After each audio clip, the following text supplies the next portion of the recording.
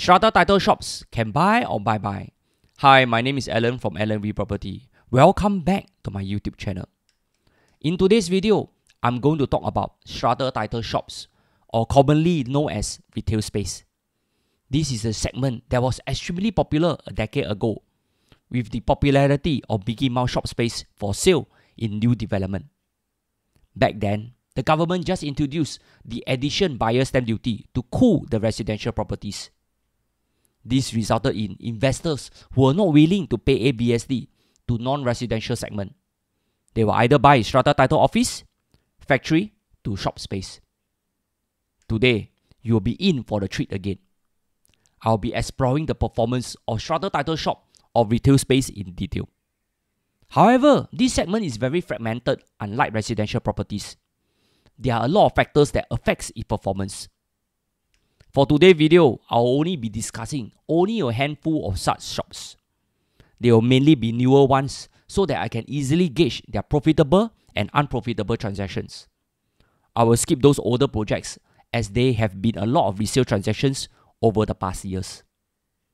A big disclaimer here, please read the data together with the actual past transactions, as there are limited transactions for some projects, so the number may not be 100% conclusive.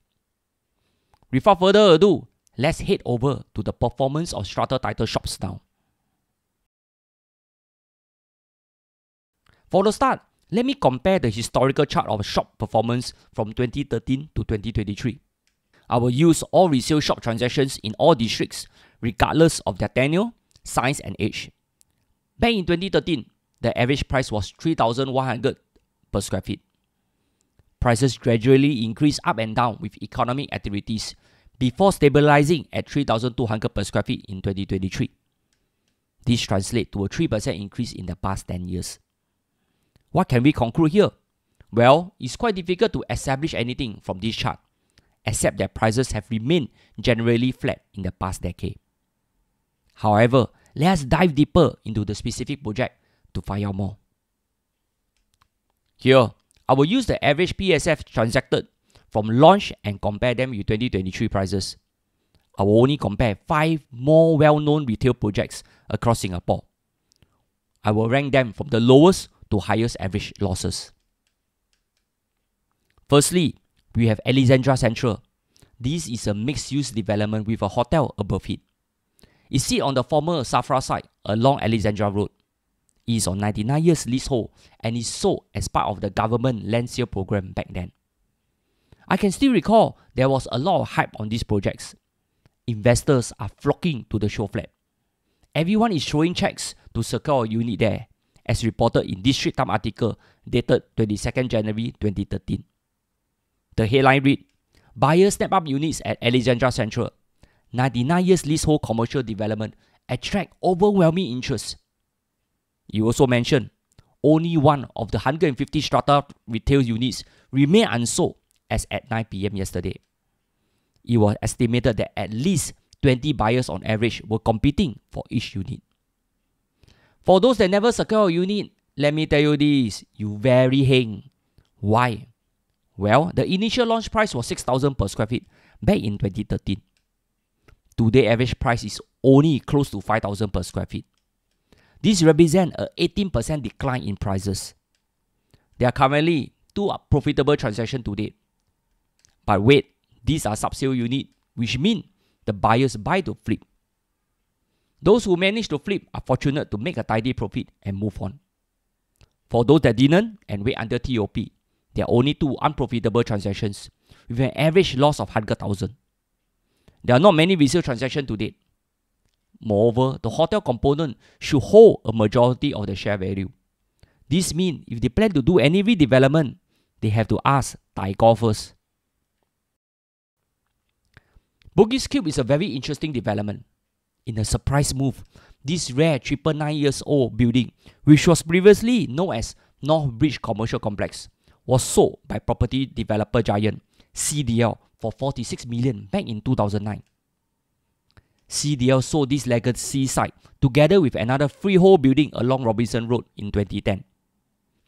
For those who are old enough in the industry, you may wish to recall what happened for CDL to trigger to sell their trophy asset back then. The buyers for North Beach Commercial Complex is known as Griffith Real Estate Investment Holding. Griffith is an investment company owned by 3 parties. You can refer to the links in the description below regarding a legal case involving the parties. Anyway, the developer did A&A and subdivide the malls into 97 units of retail and F&B outlets. Bugis Cube was very well received. Investors love it and scoop up all the units for sale.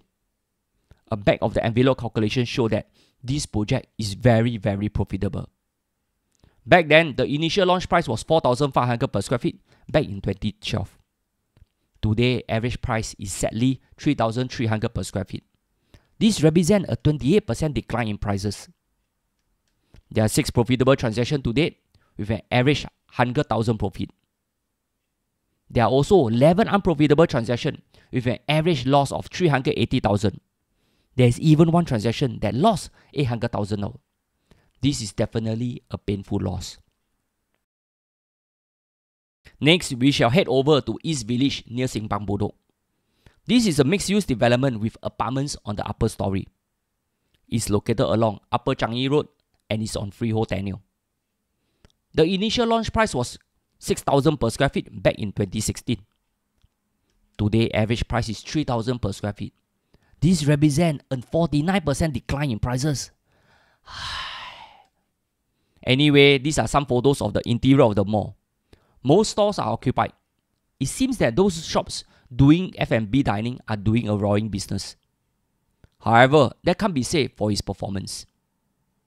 There are currently 7 profitable transactions to date, but they are mainly sub-sale units transacted in the early days. To date, there are 6 unprofitable transactions with an average loss of 419,000. There is even one transaction that loses a cool $1 million. The first buyer bought it for $2 million and lost 50% of its value in just 8 years. On hindsight, if you take the same money and buy an old HDB shophouse in Bodok today, you will have easily made $1 million in profit. Same asset class, but different outcome. Let us move on. Kensington Square is located along Upper Paya Lebar Road near Bartley MRT station. This is a freehold mixed-use development with apartments on the upper story. The initial launch price was 5,000 per square feet back in 2013. Today, average price is sadly at 2,005 per square feet. This represents a 50% decline in prices. These are some photos of the interior of the mall. Like most Strata malls, it is generally quiet on the weekday. Only a handful of shops are vacant. Those doing F&B with outdoor dining seems to be doing better. So how are their performance? There are currently 0 profitable transactions and 2 unprofitable transactions with an average loss of 477,000. Lastly, King Albert Park Mall is another mixed-use development with KAP residents on top. It is located along Bukit Timah Road and near Bukit Timah Plaza. It is on freehold tenure. The initial launch price was close to 6,000 per square feet back in 2016. Today, average price is only 3,000 per square feet. This represents a 49% decline in prices. Inside the mall, most of the shops are tenanted. There are a handful of restaurants and even a cinema there. There are currently 0 profitable transactions to date. However, there are 3 unprofitable transactions with an average loss of 574,000. In conclusion, what can we all learn here? Most of the Strata title retail space that were launched a decade ago are a shadow of their past. There is weak demand in the resale market. There are many other such malls found throughout Singapore, from Yishun, East Coast, and Hougang to West Coast. That is why, back in 2022, URA will no longer allow commercial developments in the CBD, Orchard Road, and other designated areas to be strata subdivided into individual units. URA said that due to their fragmented ownership, they tend to face challenges in maintaining and upkeep, which can result in the deteriorating of their physical condition and in creating a good tenant mix. In simple layman terms, it means it's an eyesore. Our government bo ba jiu kwa, No eyes to see. They have hinted very clearly. Don't bring the party into the CBD or Orchard Road. If you want to continue to party outside the designated area, you can continue to do so. That's all. I hope you have learned something from this video. In my future videos, I will look into older strata title shop space found mainly in the city. Let's see if there are any money-making opportunities. See you soon.